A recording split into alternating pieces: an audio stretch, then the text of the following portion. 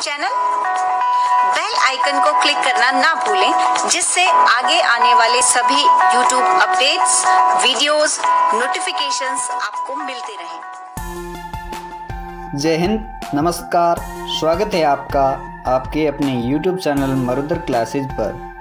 तो दोस्तों, आज आपको पता चल ही गया होगा थंबनेल से कि आज हम बात करेंगे IAS अफसर कैसे बनते हैं।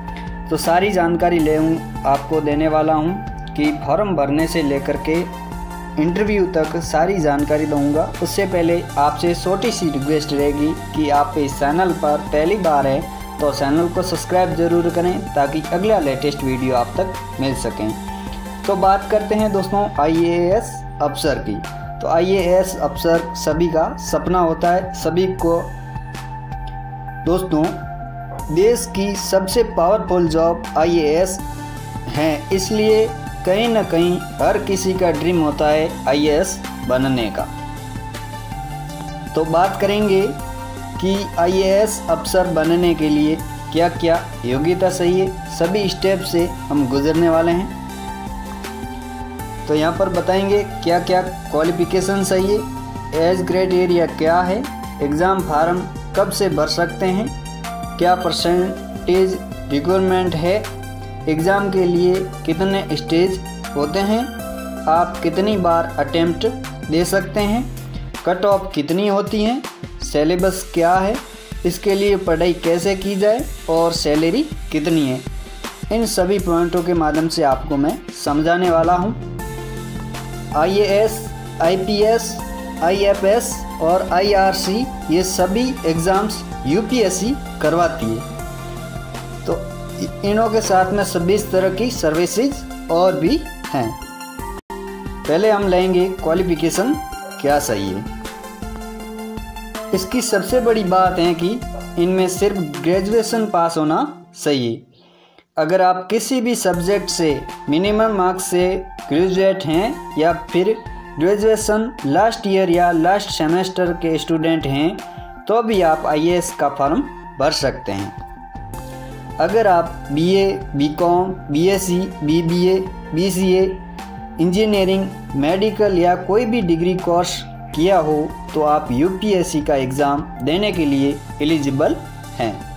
यहाँ पर एक और ध्यान रखने वाली बात है, एक खास बात है कि कैंडिडेट्स इंडिया का सिटीजन होना चाहिए। IAS और IPS बनने के लिए सिटीजन ऑफ इंडिया कंपलसरी है, लेकिन जितने भी अदर सर्विस हैं जिसमें एडमिनिस्ट्रेटर के अंदर जैसे IFS, IRS आदि के लिए माइग्रेट हो सकते हैं, जैसे नेपाल, भूटान, पाकिस्तान माइग्रेट हो सकते हैं। एज लिमिट यानी कि एज क्राइटेरिया क्या चाहिए। एज लिमिट की बात करें दोस्तों तो जनरल के लिए 21 से 32 वर्ष तक आप एग्ज़ाम दे सकते हैं, OBC के लिए 21 से 35 वर्ष तक, SC ST के लिए 21 से 27 वर्ष तक, और इनों को आरक्षण के हिसाब से देखा जाए तो 3-3 साल की और भी छूट की गई है। बात करेंगे अटेम्प्ट, कितने अटेम्प्ट हम दे सकते हैं। तो यहाँ अटेम्प्ट भी बात करें तो जनरल कैंडिडेट्स मिनिमम 6 अटेम्प्ट्स दे सकता है 32 ईयर्स तक। SC ST इनों के लिए कोई लिमिट नहीं है, ये 37 वर्ष तक एग्ज़ाम दे सकते हैं। OBC 9 अटेम्प्ट दे सकते हैं 35 वर्ष तक ये दे सकते, और जम्मू और कश्मीर के लिए कोई एज लिमिट तय नहीं की गई है। एक बात खास ध्यान रखने के लिए ये है कि अगर आपने UPSC का फॉर्म भर लिया है और एग्ज़ाम नहीं दिया है तो आपका अटेम्प्ट नहीं माना जाएगा। अगर आपने एक बार भी एग्ज़ाम दिया है तो आपका अटेम्प्ट माना जाएगा। अगर आपने फॉर्म भरा और अटेम्प्ट नहीं दिया तो वो यहाँ पर गिनती नहीं किया जाएगा। यहाँ हम बात करेंगे स्टूडेंट का सिविल सर्विसेज एग्ज़ाम में सिलेक्शन होने का चांस मात्र 0.21% रहता है। पिछली बार 11,37,000 स्टूडेंट्स ने फॉर्म अप्लाई किया था, लेकिन प्रीलिमिनरी एग्ज़ाम देने गए मात्र 5 लाख। इनमें क्वालिफाई किया गया 15,445 स्टूडेंट्स ने इंटरव्यू के लिए, और 55 पाँव से, जबकि सिलेक्ट हुए मात्र 1099। अब बात करेंगे एग्ज़ाम पैटर्न क्या रहने वाला है। एग्ज़ाम पैटर्न में दोस्तों प्रीलिम्स एग्ज़ाम में 2 पेपर होते हैं, पहले जनरल स्टडी और दूसरा CSAT का होता है। दोनों पेपर 200-200 नंबर के होते हैं। दोनों पेपर में नो ऑफ क्वेश्चन अलग अलग होता है, पहले में 100 क्वेश्चन और दूसरे में 80 क्वेश्चन होते हैं। इस एग्ज़ाम में आप हिंदी या इंग्लिश दोनों में से किसी एक लैंग्वेज में एग्ज़ाम दे सकते हैं। ये आप पर निर्भर करता है कि आप किस लैंग्वेज में कंप्रेस्ड हैं, यानी कि आपको कौन से लैंग्वेज में एग्ज़ाम देना है। अब बात करेंगे सिलेबस का। सिलेबस क्या क्या रहने वाला है। सिलेबस की बात करेंगे, इसमें आपके प्रीलिम्स एग्ज़ाम होता है और प्रीलिम्स एग्ज़ाम के अंदर आपके मिनिमम 66% अंक होने चाहिए, तभी आप एलिजिबल होते हैं मेंस एग्ज़ाम देने के लिए। तो यूपीएससी का सिलेबस फर्स्ट पेपर का जो कि 200 मार्क्स का होता है, और यहाँ पर आप देख सकते हैं करंट जीके आएगा, नेशनल और इंटरनेशनल की जो भी घटनाएं वो आएगी, हिस्ट्री आएगी इंडिया की और नेशनल हिस्ट्री भी आएगी, इंडिया एंड वर्ल्ड जियोग्राफी यानी भारत और विश्व की जो जियोग्राफी आएगी, इंडिया की इकोनॉमी के बारे में, पॉलिटिकल के बारे में, ये सारी आएगी, इंडियन पॉलिटी एंड गवर्नेंस के बारे में भी आएंगी। तो इस प्रकार से आपके ये सिलेबस रहने वाला है। यूपीएससी का सेकंड पेपर 200 मार्क्स का होगा। इसके अंदर निबंध आएंगे, यहाँ पर कंपैरिजन, जनरल मेंटल एबिलिटी और 10th क्लास तक का लेवल जो कि गणित आएंगी। तो ये सब यहाँ पर सेकंड पेपर में आने वाला है। अब सेकंड और फर्स्ट पेपर में आपको डिफरेंट क्या क्या रहेगा। तो डिफरेंट यही है कि फर्स्ट पेपर के अंदर दोस्तों जो आपका है वो मेरिट बनेगी, उसी के आधार पर आपको सेकंड पेपर के लिए एलिजिबल किया जाएगा।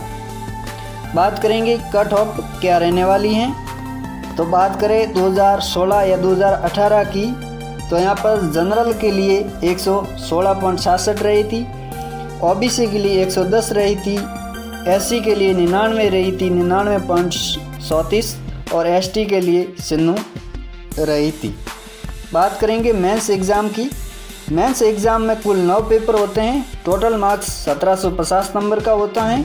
9 पेपर में से 7 पेपर पर ज़्यादा ध्यान देना है, क्योंकि मेरिट जो बनाई जाती है इन्हीं 7 पेपर से बनती है। इसके अलावा 2 पेपर क्वालिफाई होते हैं, इनके मार्क्स कटआउट नहीं होते हैं, लेकिन आपको 33% नंबर लाना पड़ता है।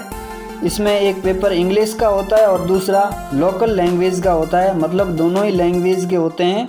लोकल लैंग्वेज वही होगा जो संविधान में सूचित में दर्ज है। तो भारत के संविधान में जो दर्ज है भाषा वही ले सकते हैं।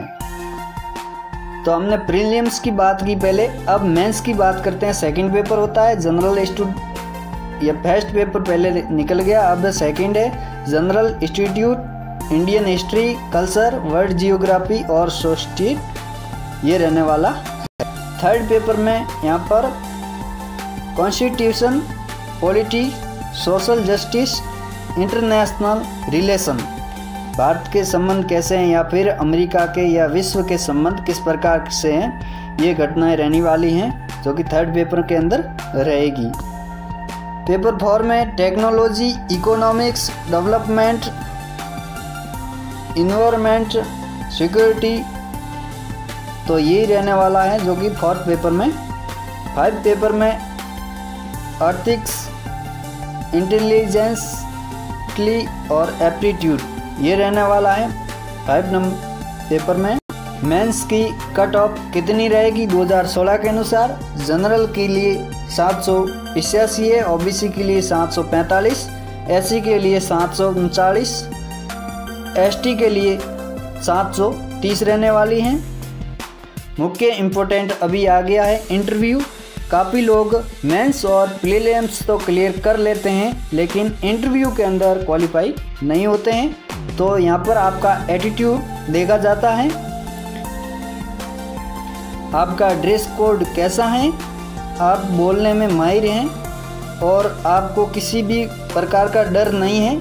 इस प्रकार से वो फेस के आधार पर चेक कर लेते हैं कि ये क्या सरकारी अफसर बनने के लिए योग्य है या नहीं है।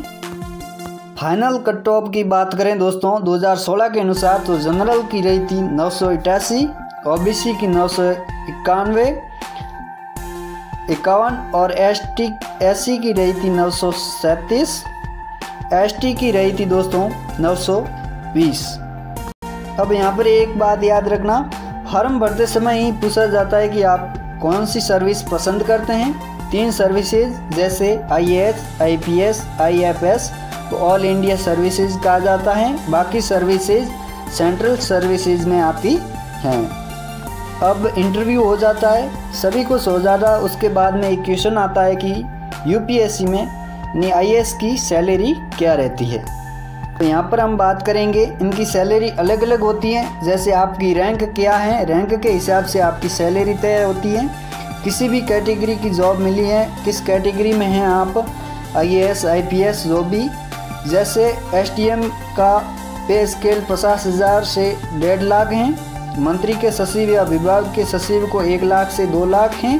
चीफ सेक्रेटरी को 2 लाख और कैबिनेट सेक्रेटरी को 2.5 लाख मिलता है। इसके अलावा बहुत सारे फैसिलिटीज़ प्रोवाइड किए जाते हैं। तो इस प्रकार से आपकी सैलरी रहने वाली है। तो दोस्तों हमने सारा कुछ IAS बनने तक, फार्म से लेकर बनने तक का एटीट्यूड वगैरह सब देख लिया है। उसके बाद में आपसे छोटी सी रिक्वेस्ट अभी रहेगी कि आप इस चैनल पर पहली बार है तो चैनल को सब्सक्राइब जरूर करें ताकि अगला लेटेस्ट वीडियो आप तक मिल सकें। थैंक यू, धन्यवाद, जय हिंद, जय भारत।